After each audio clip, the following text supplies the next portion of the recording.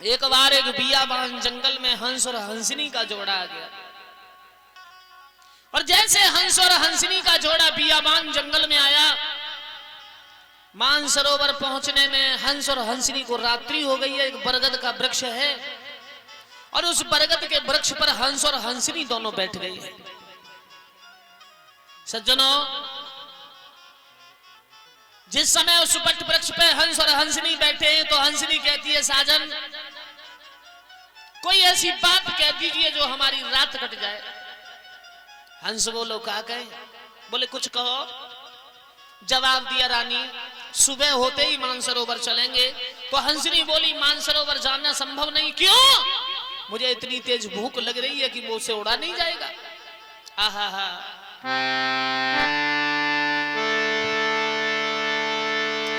आज कहे हंसनी सुना पिया मुझ आज विपतिया छाई रे।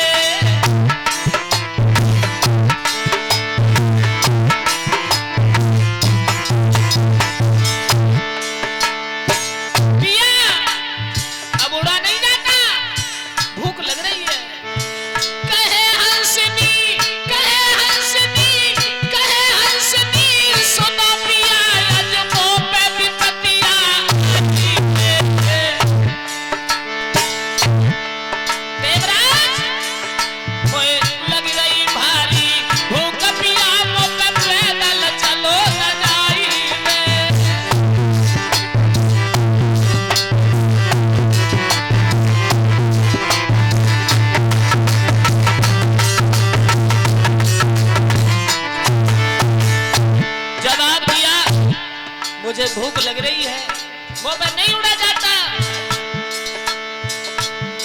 और बरगद जो पेड़ पिया सुंदर जब रात के ले बिताई रे। तो रहो तही सजन मिले हम यहाँ से रम जाए भाई रे।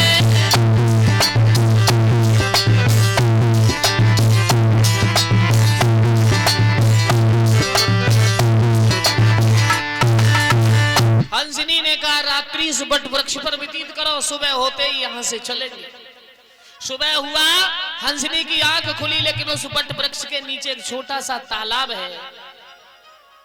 और जिस समय वो छोटा सा तालाब उस बट वृक्ष के नीचे है, क्या देखा? उस तालाब में एक कछुआ पड़ा है, जिस कछुआ की आंखें मिट्टी में ऐसी चमक रही है, पानी कम हो गया है, जो मोती मालूम पड़ती है। तो हंसनी बोली, सजना तुम्हें कछू ना मालूम, जब मिट्टी में देखो मोती है, अगर तुम्हारी आज्ञा हो जाए तो हम भोजन कर ले। हंस बोला, यहाँ मोती संभव नहीं है। जवाब दिया, नहीं मेरी बात मानो, मोया क्या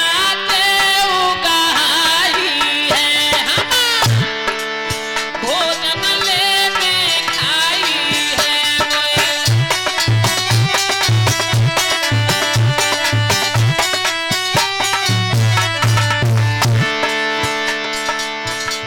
तब हंस ने गिरा सुनाई है, भोजन करिया जाई है।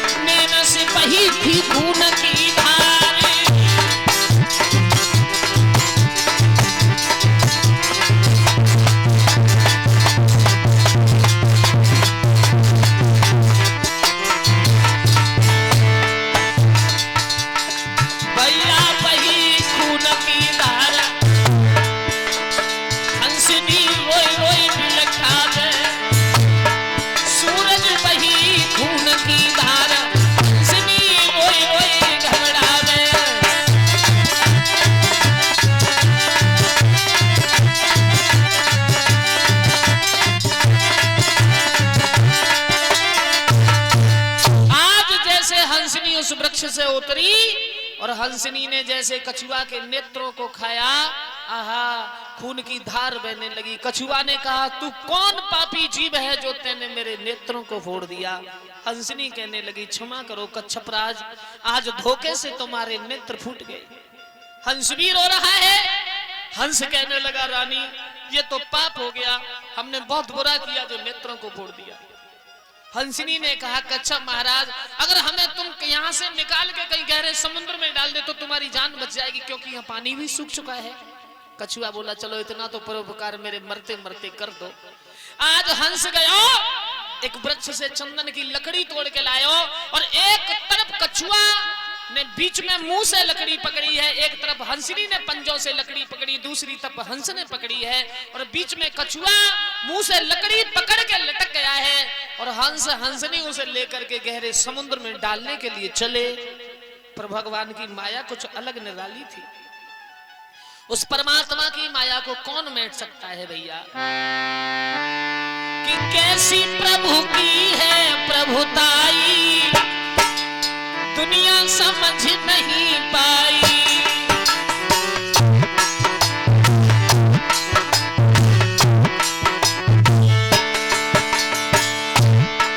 कैसी प्रभु की है प्रभुताई, दुनिया समझ नहीं पाई।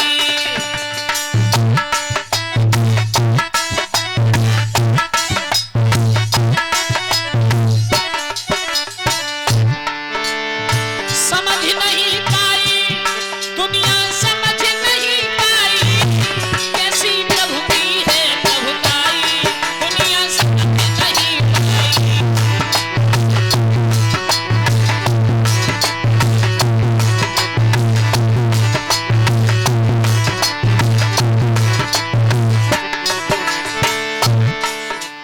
कछुआ को लेके हंस और हंसनी चले तो क्या देखा? देखा हंस राज ने जब ही आग लगी है भाई, बियाबान जंगल में आग लगी है। जब हंस ने देखा कि बियाबान जंगल में आग लगी, आहा, देखा जब ही हंसराज ने आग लगी है भाई, अग्नि की लपटें आसमान को छू रही है, मन में आग लग गई। और कछुआ को लेके हंस और हंसनी जब ऊपर से गुजरे, आहा, और लकड़ी छूटी कछुआ मुख से, तो यकीन की जाती कैसी दुनिया समझ नहीं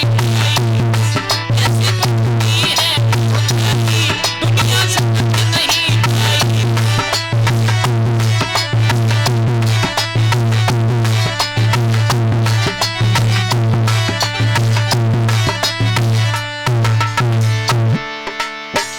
सज्जनों, कछुआ के मुखार बिंद से जैसे लकड़ी छूटी, आहा, अग्नि में गिर गए।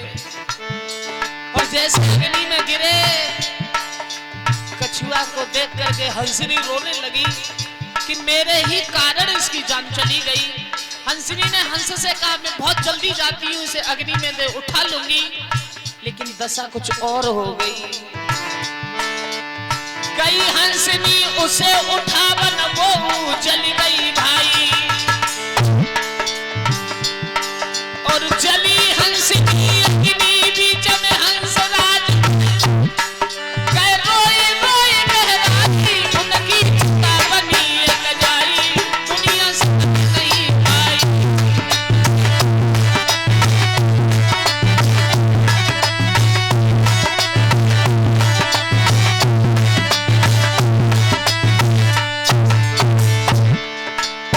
हंसनी कछुआ उठाने को चली तो उसके पंख जल गए। हंस बोले, मेरो ही का होगा।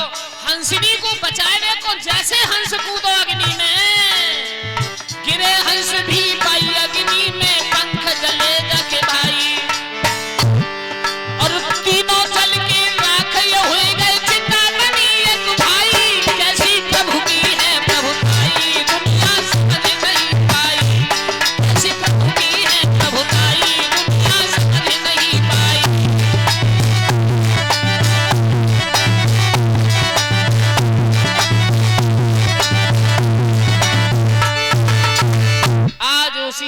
दशा ही बदल गई।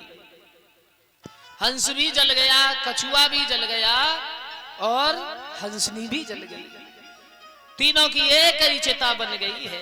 और जब तीनों की एक चिता बन गई, श्री सुखदेव जी कहते हैं महाराज परीक्षित, अगले जन्म में जाकर के वो हंस मनुवंश में अवतरित हुआ है, उद्यालक ऋषि नाम से पैदा हुआ। और हंसनी जो थी वो दशरथ की बहन बनी है, जिसका नाम चंद्रकला रखा गया है। दशरथ की बहन चंद्रकला और उद्यालक जी का विवाह हो गया। पहले हंस हंसनी थे, दूसरे जन्म में पति पत्नी फिर बने। अब जो कछुआ था भाग्यवश उनका पुत्र बन के पैदा हुआ और उसका नाम उन्होंने नासकेतु रखा। लेकिन एक उनका और छोटा पुत्र था जिसका नाम श्रवण कुमार था। दो पुत्र हैं, लेकिन दिन में दोनों एक दिन सहवास कर रहे थे। नासकेतु ने दोनों को श्राप दे दिया, तुम इसी समय अंधे हो जाओ। चंद्रकला और उद्यालक दोनों अंधे हो गए। क्यों? पूर्व जन्म की कथा उसे याद थी, इसने मेरे नेत्र फोड़े, इनको मुझे अब दंड देना चाहिए। श्रवण कुमार ने विद्वानों से पूछा है, भैया हमारे माँ बाप के नेत्र उज्जवल कैसे होंगे? तो विद्वानों ने कहा कि गंगा जल और दूध से निर्मल खीर खिलाओ, गाय के दूध की। श्रवण कुमार की पत्नी है जिसका नाम सुशीला है। और जब निर्मल खीर के लिए कहा, लेकिन वहां दशा कुछ और थी। जिस समय कछुआ अग्नि में गिरा तो एक भूखी चील मड़रा रही थी ऊपर, और उस चील ने सोचा कि हंस हंसनी कछुआ को छोड़ दे तो इसका मैं भोजन करके अपना पेट भर लूं। लेकिन चील ने कछुआ उठाना चाहा, चील भी जल गई थी उनके साथ। तो जो चील थी वो चील आके बनी उनकी पुत्र वधू सुशीला। उसे पता है कि इन्होंने मेरा भोजन छीना था। श्रवण कुमार ने कहा खीर बना के खिलाया करो।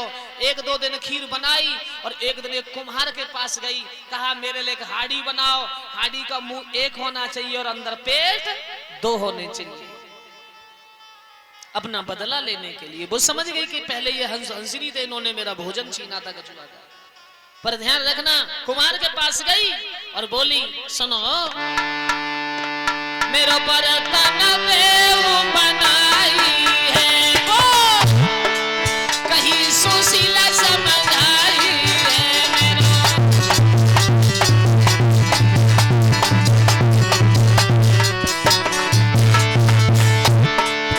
नहीं समझ सकी कछुआई है, जाने बहुत करी चतुराई है।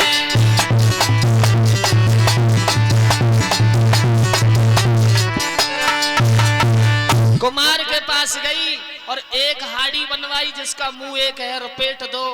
एक में तो मट्ठा डाल के चावल खट्टा महेरी बनाती है और दूसरी में खीर बनाती है। पति महाराज को जब पड़ोस के देती है तो खीर पड़ोस के देती है, और सास ससुर को देती है तो मट्ठा के चावल खट्टा महेरी देती है। पर ध्यान रखना, पंडित जी ऐसी बहुत बैठी होंगी इनमें जो खुद दूध मलाई खाती होंगी, सास ससुर से कह देती होंगी लला सब्जी ने बेटगी ने चटनी बना के दे दे। बहुत है ऐसी जो खुद दूध मलाई खाती हैं और सास ससुर को। पर ध्यान रखना, जो अपने सास ससुर के साथ कपट करती है कभी जीवन में उसे सुख नहीं मिलता। क्यों महाराज? उसे कभी जीवन में सुख नहीं मिलता है। बहुत है ऐसी। मन में आई चुप का रोज जलेबी मंगा के खा लेते, अम्मा और बाबू को कछू ना दे।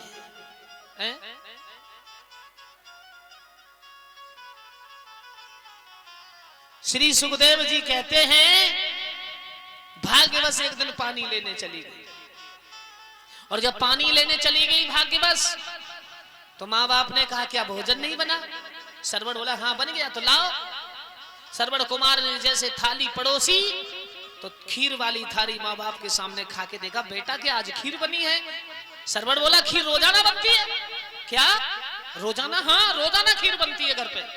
नहीं बेटा हमने तो आज ही खीर खाई। श्रवण ने अपनी थाली पड़ोसी तो चमचा का मुंह उस पेट में गया जिसमें मट्ठे के चावल। श्रवण कुमार ने खा के देखी तो मट्ठे के चावल, माँ बाप के आगे देखी तो खीर।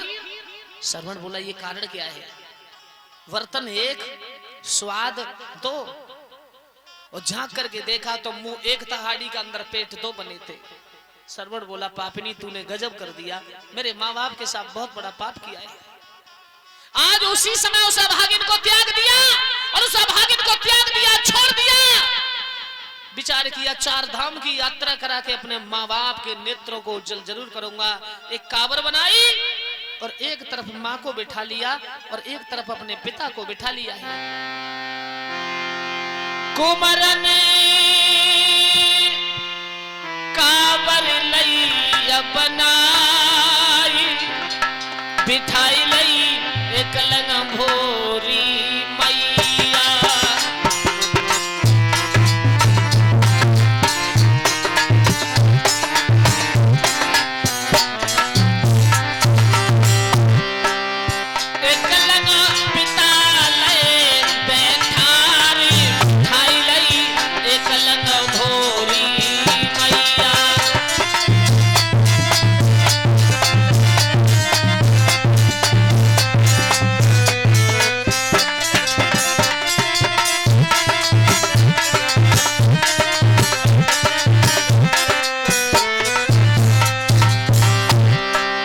बिठाई लई भोरी मैया, बिठाई लई भोरी मैया, अरे बिठाई लई।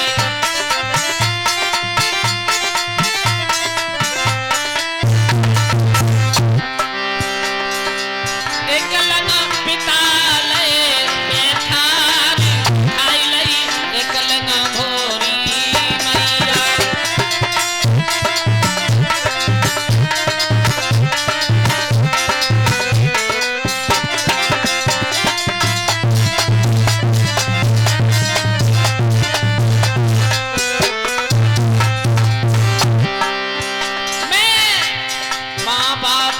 सेवा करेंगे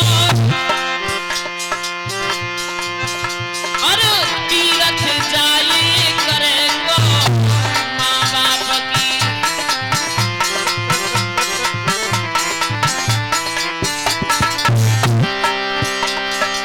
भयो नहीं जीवन को उद्धार, उठाई लई एक लंग भोरी मैया।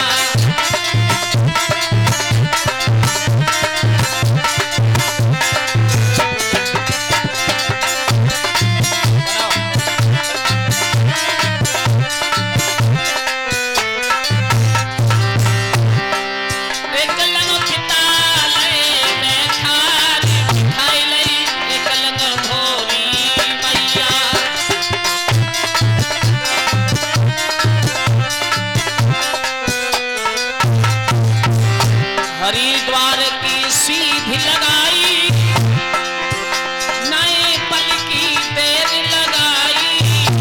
हरिद्वार की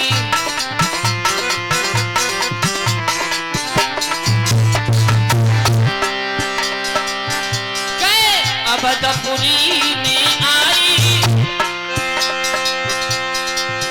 जहां दशरथ से बलदाई गए।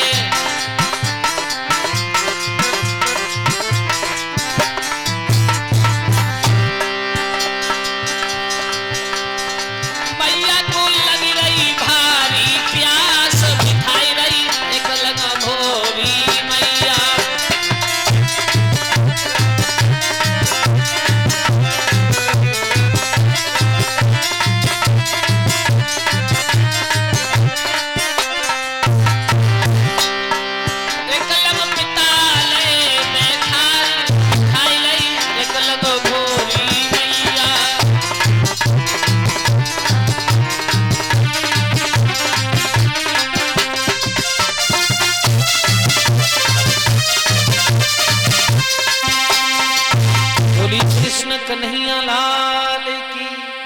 एक लंग अपने पिता को कांवर में बिठाया और एक तरफ अपनी माँ को बिठाया और वहां से आगे की ओर चल दिए। कहां पहुंचे? अयोध्या की सीमा में। और हमारे और आपके बीच में आपके चहेते, आपकी दिल की धड़कन,